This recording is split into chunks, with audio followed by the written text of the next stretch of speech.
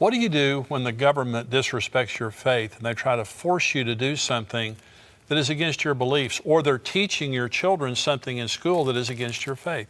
What do you do? 3,000 healthcare workers in America right now are suing the Biden administration for trying to force them to perform sex change surgeries. This is very important. I'm talking about this today on a segment called God versus Government.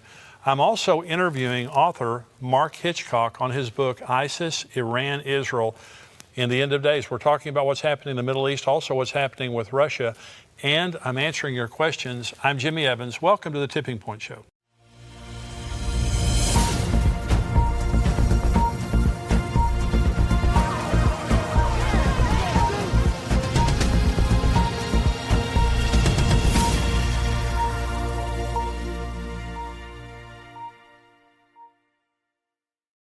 Welcome to today's show, and as I said in the opening, I want to talk about this issue of when government disrespects your faith, and what do you do? And right now I'm going to read you some of this article from the Christian Post. It says 3,000 healthcare workers sue Biden administration over mandate forcing them to perform sex change surgeries. And this is by Michael Grabowski.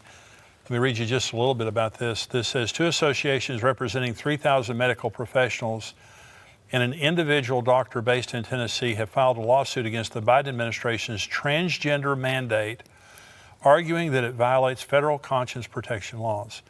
The American College of Pediatricians and the Catholic Medical Association, along with Dr. Jeannie Dassow of Chattanooga, filed the suit last week in the U.S. District Court for the Eastern District of Tennessee at Chattanooga. At issue in the court's case is the HHS's current interpretation of Section 1557 of the Affordable Care Act, which bars sex discrimination to include requiring doctors to perform elective gender transition procedures, including cosmetic surgeries such as double mastectomies, philosophies, and orchiotomies, which is testicle removal. This case challenges whether the federal government can make medical doctors perform gender transition surgeries, prescribe gender transition drugs, and speak and write about patients according to gender identity rather than biological reality, regardless of doctors' medical judgment or conscientious objections, noted the introduction of a lawsuit. One other line I'll read here. Our clients are rightfully objecting on medical, ethical, religious, and conscientious grounds to this unlawful government mandate to provide gender transition procedures. Well, let me first of all begin by saying if a person is struggling with their gender, they deserve compassion. I don't want anything that I say in this segment to be interpreted as hate or coming down on people who are struggling with their sexuality, because a lot of people are today, and we have an environment now that is literally fostering confusion. Let me give you an example of this, because I'm going to read you an excerpt from an article in just a minute where in Scotland they're allowing 4-year-olds to transition without their parents' knowledge. And so when you begin to introduce the concept to a child that they may be a different sex than what they are biologically, the parents are there to guide children, not to confuse them. And they need answers from parents, not questions. And so some parents are saying, well, I'm raising my child gender neutral and I'm going to let them decide. A 4-year-old that can't decide whether to have a puppy is supposed to decide whether they're a male or a female, and if they have surgery, it cannot be reversed. So let me go to these doctors for just a minute. 3,000 healthcare workers are suing the Biden administration. Many more healthcare workers are involved in this. These are just the ones involved in the lawsuit. And they're saying you cannot force us to perform these elective surgeries. Now, let me say, when you perform these sexual transition surgeries, no sex has been transitioned. When you do the cosmetic surgery, it is 100% cosmetic. When you take a man and you do all the testicle removal and the breast implants, when you do everything you've done, all the hormone treatments, he's still a man. It's simply cosmetic. He looks like a woman now, but he's still a man. You do the same thing to a woman, she's still a woman. You haven't changed anyone's sex. It is all pretense. It's all cosmetic. So, and it cannot be reversed. And this is the important point here. It's one thing to put makeup on or dress up like the opposite sex, because you can take that makeup off and you can change clothes. But when you take a child or even an adult and you cut off their genitals, you can't replace those genitals. And 60 Minutes did a special. The very well-respected news organization 60 Minutes did a special on the growing number of people who have regrets about their sex change surgery. There is a website I encourage you to go to. It's called sexchangeregret.com. And the man who has that site transitioned to a woman. His grandmother dressed him up in girls' clothing as a little boy, and it confused him sexually. He lived as a woman for many years, finally came to Christ, realized that he was chasing the wrong thing, transitioned back, not physically, but just emotionally, transitioned back to being a man, and now he lives to help people avoid the same mistakes that he did. And on his website are the testimonies of the many, many people who had sex change surgeries and lived to regret it. 41%, this statistic is on his website, 41% of people who have sex change surgeries attempt suicide afterwards. That doesn't sound like happy customers to me. And some people say, well, the reason they attempt suicide is because they're bullied. No, the reason that they attempt suicide is because they woke up thinking that they would be different down there, and they're dead down there. The sex change surgery didn't change their sex, it destroyed their sex.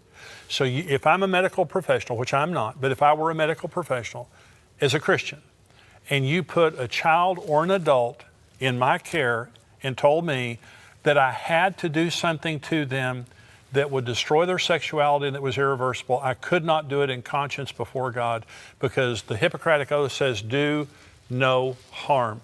Sex change surgeries do harm to people that cannot be reversed.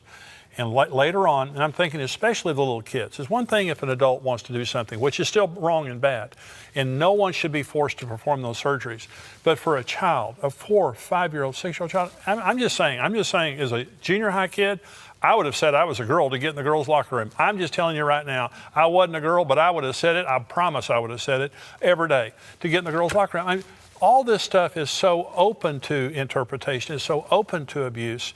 And so this is something that has to be stopped. And now the government is saying you must do something against your conscience.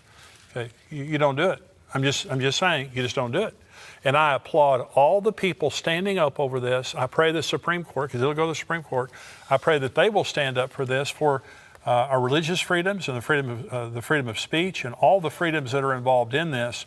But this has never been done before in the United States of America. Now, Obama tried it with abortion, but President Trump repealed the mandate he tried to get doctors to perform abortions. President Trump repealed it, but now Biden's after it again. And so this is a big thing in the news. This is another article. Critics say Illinois' new sex ed guidelines promote abortion and sexualize students. This is from the Christian Post. Ryan Foley. Conservatives are criticizing the new sex education curriculum approved by Illinois Governor J.B. Pritzker, alleging that it will expose children to sexually charged content with an ideological agenda. Pritzker, a Democrat, signed Senate Bill 818 into law on August 20th. The legislation in part calls for the implementation of comprehensive personal health and safety and comprehensive sexual health education curriculum that aligns with the national sex education standards. In a statement, Pritzker praised the bill for modernizing our sex education standards. He predicted that the new curriculum will help keep our children safe and ensure important lessons like content and internet safety are taught in the classrooms. State Representative Tony McCombie, a Republican, blasted the bill as not age appropriate, according to NPR. The goal of sex education is to help young people grow into healthier sexual relationships and healthier adults, McCombie was quoted as saying. This bill is not age appropriate, it is sexually charged. NPR Illinois reports that a handful of Democrats have voiced concern that the new standards include material that is too explicit for elementary and middle school students. I'm skipping down here. The National Sex Education Standards call for students in kindergarten through second grade to define gender, gender identity, and gender role stereotypes, and discuss the range of ways people express their gender and how gender role stereotypes may limit behavior. This is kindergarten through second grade, focused on gender.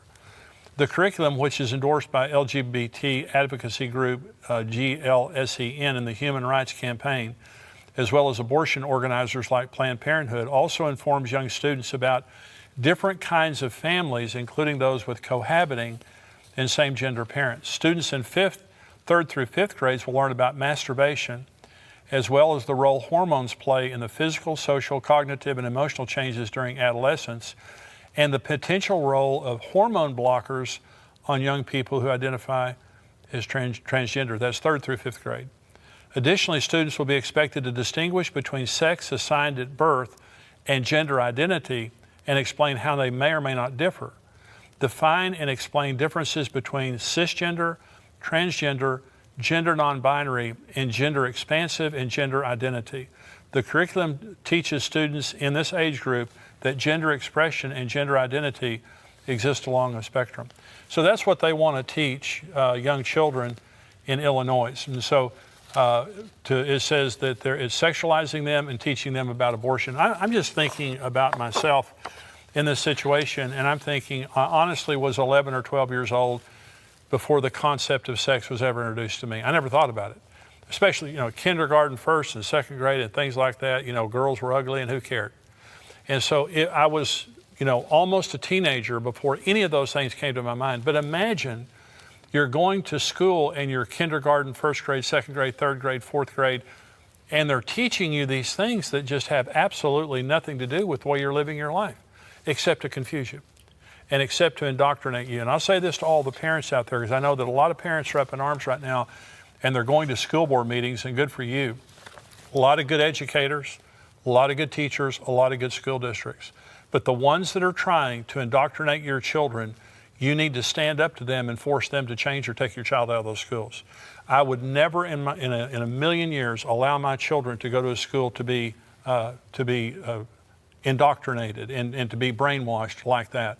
They are there to educate, math, writing, reading, all those kinds of science, all those kinds of things. They are not there to take the place of the parent. And many of the school districts that are the most liberal, they think parents are stupid, and they think they have to get that child away from you so that they can teach your child, because you don't have the ability to teach your child. I'm saying you know more about your child than they will ever know. Now, this is Scotland to let pupils age 4 change gender without their parents' consent. Now, this is true. The Scottish government has announced that children as young as 4 will be able to change their gender at school without their parents' consent under guidance introduced in the country. It was disclosed that any pupil who decides they want to switch gender must be supported and listened to in school following the Scottish government's advice. The guideline applies in primary schools where the youngest children are only age 4 or 5, because recognition and development of gender identity can occur at any age. That's what they're saying. It also tells teachers not to question a child who says they want to transition to live as a boy or a girl, and instead ask for their new name and pronouns.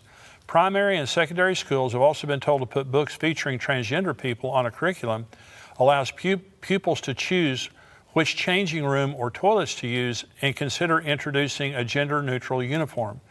The guidance was branded shocking and led to concerns that children are being allowed to make life-changing decisions at too young an age. The advice says some young people are exploring their gender identity in primary settings. Primary schools need to be able to meet the needs of these young people to ensure a safe, inclusive, and respectful environment in which to learn. A section on changing name and recorded sex says children simply need to tell others informally that they want to use a different name, and they don't need to record this formally on their official school record. The advice to school staff on what to do if a child wants to discuss their gender includes asking what name and pronoun you should use to address them. So they're not telling the parents. They're very careful not to tell the parents. So in Scotland, the children can go to school, change their sexual identity at school, and the parents never know about it. Again, secretive from the parents. You say that couldn't happen in America. It happened in America. And this is an article from Prophecy Newswatch. It says, schools helping students to gender transition without parents' knowledge. This is by Tony Perkins, written March 1st of 2020. Imagine dropping your son off at school, never knowing that he lives a completely different existence as a girl for 8 hours a day, and everyone knows it but you. And not only do teachers know it, but they go to great lengths to hide it. That's the reality in Madison, Wisconsin, where moms and dads have been furious to find out that not only is the district keeping their children's gender expression a secret, but there's an elaborate scheme in place to keep parents from ever finding out. Most kids can't take an Advil at school without getting their parents' permission. but they can create a whole new identity without anyone calling home. Thanks to a policy passed on April 2018, this is new normal for anyone in Madison Public Schools, and unlike other areas of the country who've had to deal with the rogue principal here or there, this is a systemic, district-wide campaign to lie to parents and exploit their children. Under the district's official policy, a girl or boy of any age can transition to a different gender identity at school completely confidentially. They can go to their teacher and demand to be called a new name or pronoun, even use a different bathroom without their parents' okay. Even more amazingly, the district is forcing teachers and staff to take the lead in deceiving these families. Madison's policies order them to keep up appearances by using the kids' given names and pronouns whenever their parents are around. If a school employee is concerned that this new identity is creating problems or hurting the child, too bad. They're forbidden from bringing it up with the parents. So the government is now trying to force us to do things medically against our will, and they're trying to take our children against our knowledge and against our will and to indoctrinate them in something that could absolutely destroy the rest of their lives, sexually confuse them, even lead them to sex change surgeries that destroy their sexuality that cannot be undone later on. And so I'm saying in the book of Daniel, and this is an end times book, in Daniel chapter 3, Shadrach, Meshach, and Abednego are told by King Nebuchadnezzar that they must bow down to a 90-foot statue and worship it. And of course they won't do it, they're Jews, and they won't worship any god but God. And so they are told if they won't worship that image, they're going to be thrown into the fiery furnace. And they answered and said, we will not bow down and worship that image, because God will rescue us. Even if he doesn't, we will not bow down and worship that image. They were thrown in the furnace. Jesus, the fourth man in the furnace, he met them there, saved them. They came out of the furnace without even their clothes smelling like smoke, and the king acknowledged that God was God. It was a fantastic thing. Daniel, King Darius told him, or they set him up, literally other leaders did, to where no one could pray to anyone except King Darius for 30 days. But Daniel opened the windows of his house and prayed 3 times a day. When he was found out, they threw him in the lion's den. And of course, God saved him from the lions, and later on the men who set him up were thrown into the lion's den and they were killed. In both instances, God came through for people who are willing to stand up for God versus government. This is not an anti-government speech. I'm not against the government. I'm against the government when they come against my faith. I have a most holy faith that guides my life. It is more important to me than anything else. And before I am an American,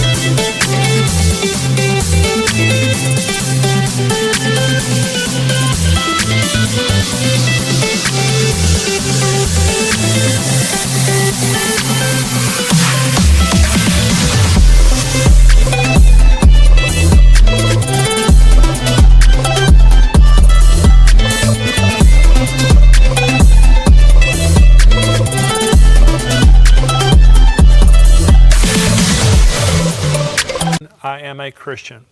Before I serve any president, I serve Jesus Christ. And I don't want to in any way be rebellious or disrespectful toward my government.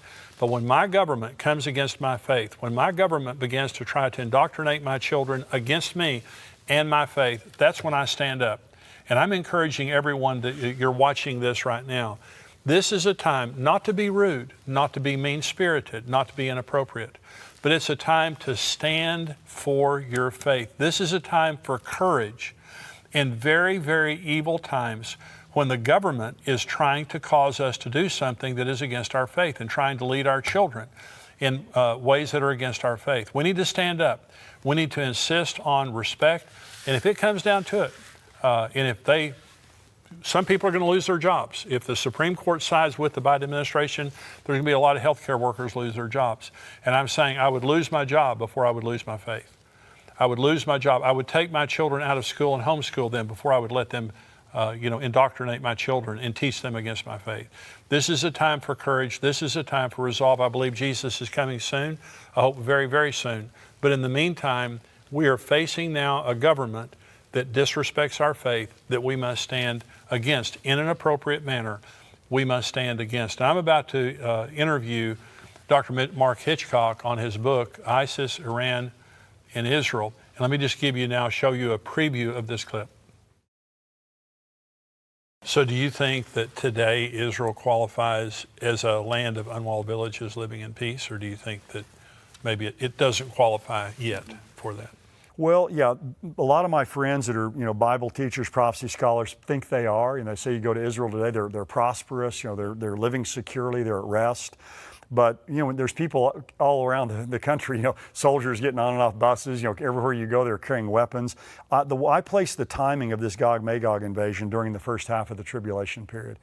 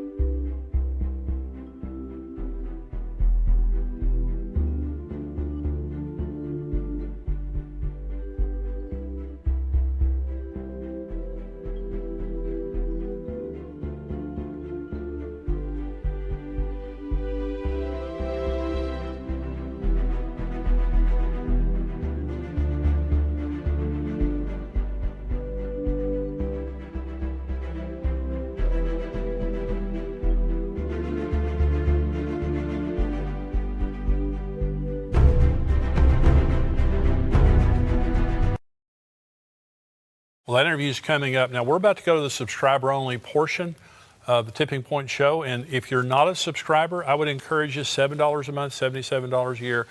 We would love to have you become a subscriber, because most of what we do now on the Tipping Point Show is for subscribers only. $7 a month, $77 a year. If you sign up for the monthly, the first month is free. So you can check us out here.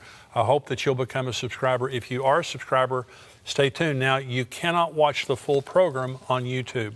If you're a subscriber, you have to go to endtimes.com and go on there to watch the entire program or respond to the emails that we send to you as subscribers. But if you're a subscriber, stay tuned. I'll see you in just a minute.